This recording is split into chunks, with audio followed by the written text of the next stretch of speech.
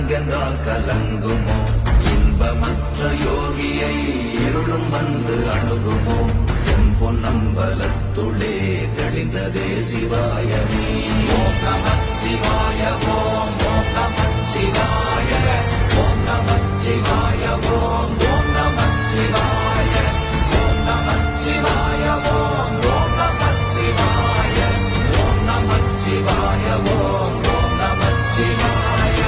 அப்பெனும் எழுத்தினால் அகண்டம் ஏழுமாகினாய் உப்பெனும் எழுத்தினால் உருத்தரித்து நின்றனை மப்பெனும் எழுத்தினால் மயங்கினார்கள் வையகம் அவ்வும் உப்பும் அவ்வுமாய் அமர்ந்ததே சிவாயமே ஓம்